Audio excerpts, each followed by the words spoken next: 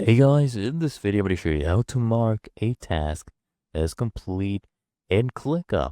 It's very easy. Now here I'm on the list view. You can also do this from the board view. It's completely fine, right?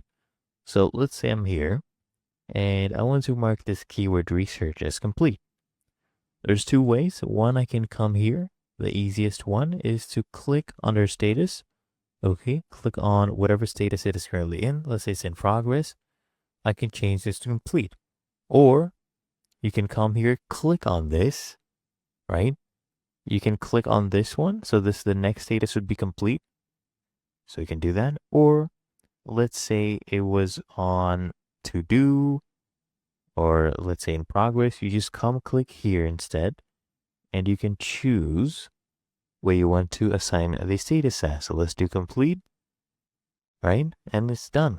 You just come back here, shows it's complete, right? And it's really that easy and simple.